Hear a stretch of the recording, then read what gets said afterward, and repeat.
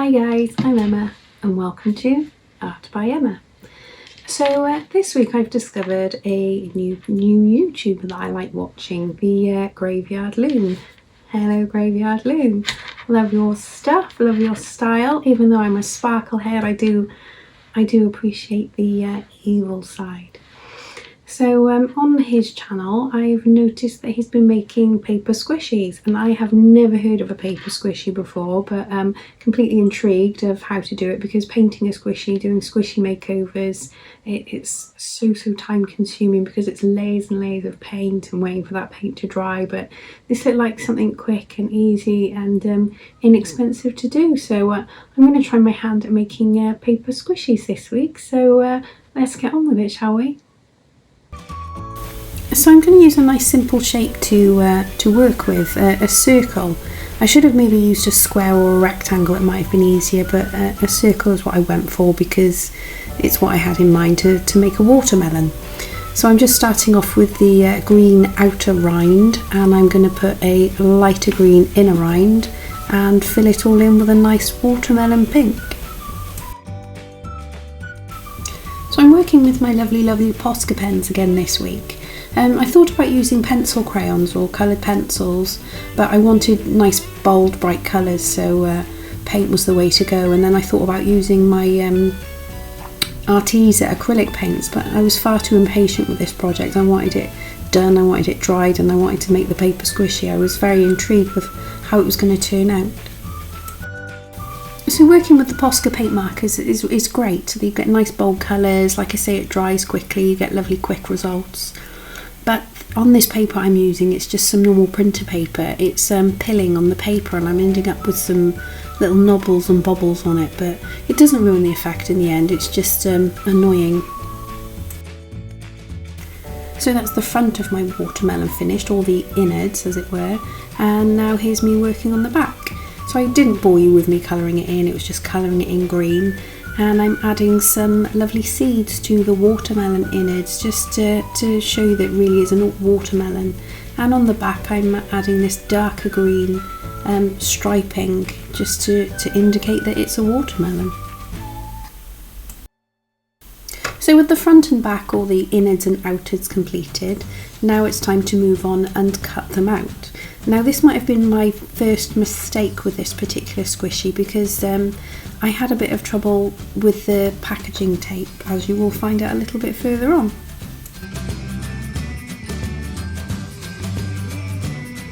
So once they're both cut out, I'm just placing them together to see any little white bits sticking out that I'm just going to trim up and tidy up so they fit nicely together. So with those trimmed and tidied, it's time to laminate them. And as I said, you need packaging tape to do this, and in true Emma style, I couldn't just buy one, I had to buy a multi-pack. So yeah, you get the packaging tape and you cover the painted sides of each one to laminate it. And this is where my headaches started. The packaging tape, the stickiness on it is so very strong. It was a struggle just to reel it off of the reel, and because I work on a paper background, because my white desk is very glary under the lights, I was getting it all stuck to the paper, and it was becoming a bit of a nuisance. So I came up with a different technique, and it was lay the tape down and plop the picture on top, but nothing was really working for me here, so I was just going for it and trying my best. And so that's the front done, and moving swiftly on to the back. Exactly the same scenario, just covering it all with tape.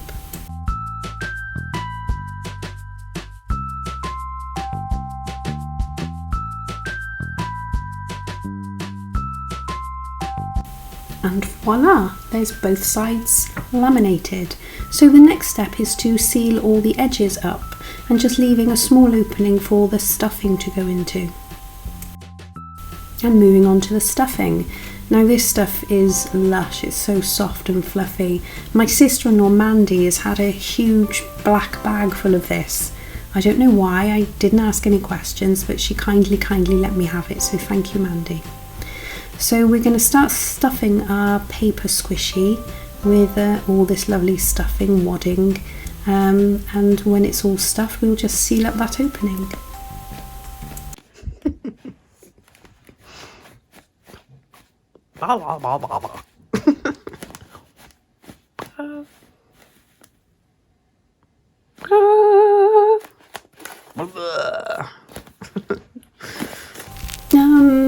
Yes, this is what I get up to when I'm filming. So we're just sealing that stuffing in, and here's the finished squishy, and quite a satisfying squish it has too.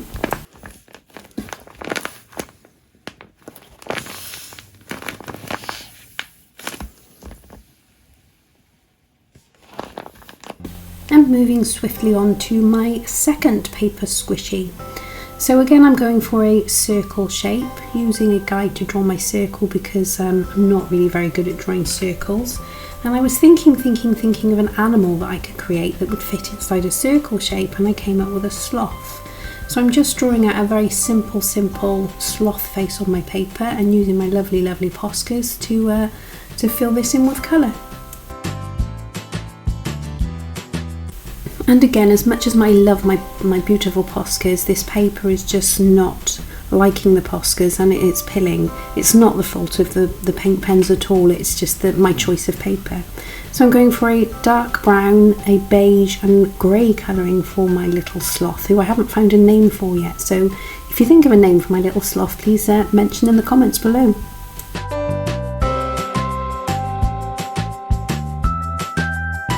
Just touching up a few areas that the Posca pen hasn't hit, and doing a brown background for the back of the sloth's head. And I don't want to bore you with just watching me colouring in a brown circle, so here's a lovely transition for you. And voila! Front and the back of my sloth head are now coloured and ready for some detail to go on. So I'm going to use a lovely thin Posca pen to add a nose, a mouth and eyes, nice little sleepy eyes, and some tufts of fur. And with the problems I had with my packaging tape the last time, I've decided not to cut the circles out this time and just stick them on the paper as is and cut them out afterwards, so I'm not struggling with it sticking to my table, to my paper backing.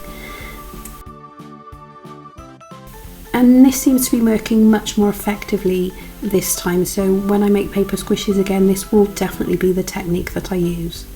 So there's the front and back all laminated, and I'm going to cut them out now.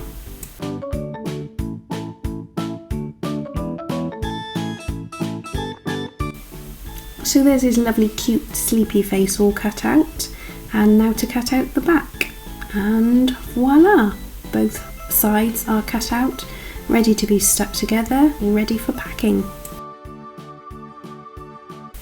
So not only did this method of laminating help with me not getting in a sticky mess with my packaging tape, it also helped with the cutting out. It was much cleaner and crisper. So onto the packaging. He's got some lovely hair there.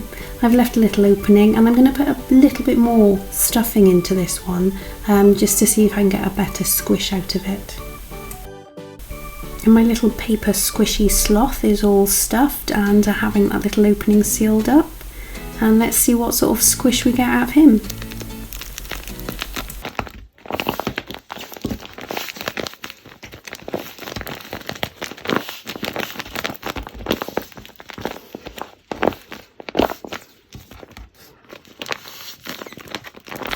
Very satisfying indeed.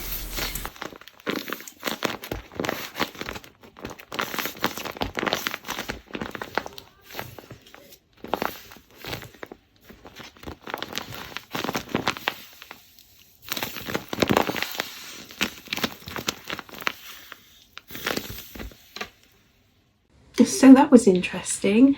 I encountered a few snags across the way. The parcel tape is super duper sticky, super duper strong, so I had to just overcome a couple of things with that, but once I got my my groove on with it, I think it turned out okay. So here are my two squishies that I went for.